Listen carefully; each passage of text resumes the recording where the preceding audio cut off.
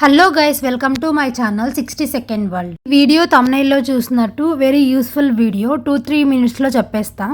Last వరకు చూడండి. అసలు ఈ వీడియో దేని గురించి అంటే, మన జీమెయిల్స్లో స్టోరేజ్ ఫుల్ అయిపోతుంది కదా, దానివల్ల మనకు ఫైల్స్ రావడం కూడా ఆగిపోతాయి. మనం లార్జ్ ఫైల్స్ని వెతుక్కుంటూ డిలీట్ చేయడం అంటే చాలా కష్టం.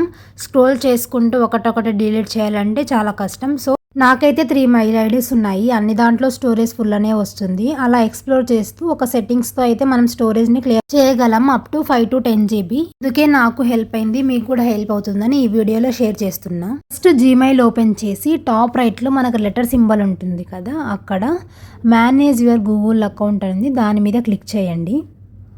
నేను ల్యాప్టాప్లో ఓపెన్ చేసా కాబట్టి నెక్స్ట్ పేజ్కి నావిగేట్ అవుతుంది. మనం ఒకవేళ ఫోన్లో ఓపెన్ చేస్తే అదే పేజ్లోనే మనకు డీటెయిల్స్ వస్తాయి. ఇక్కడ లెఫ్ట్ సైడ్లో డేటా అండ్ ప్రైవసీ అనే ఒక ఆప్షన్ ఉంటుంది, దాని మీద క్లిక్ చేయండి.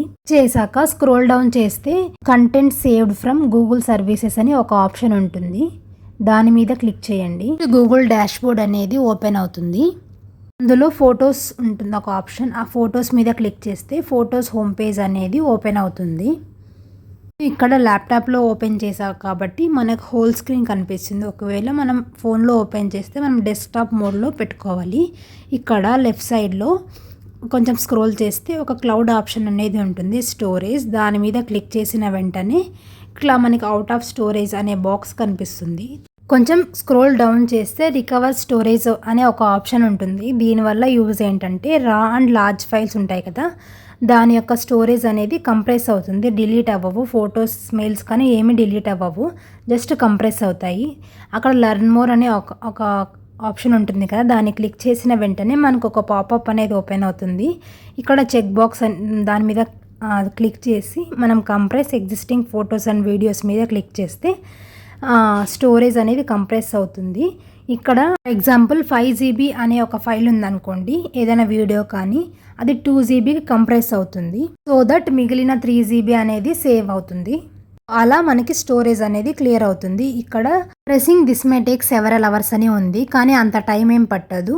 Maximum it will take 10 to 15 minutes అంతే. మనం ఇందులోనే ఈ పేజ్లోనే ఉండాలని ఏం లేదు, మనం వేరే పేజ్కి నావిగేట్ అయ్యి మనం వర్క్ చేసుకోవచ్చు. ఇదంతా బ్యాక్ ఎండ్లోనే జరుగుతుంది. సారు కదా, లెఫ్ట్ సైడ్ కార్నర్లో 15 GB out of 15 GB use చేసేసా. ఇది కంప్రెస్ అవ్వడం వల్ల మనం నియర్లీ 4 GB అనేది క్లియర్ అయింది. ఇక్కడ కనిపిస్తుంది కదా 11.1 GB ఆఫ్ 15 GB యూజ్డ్ అని.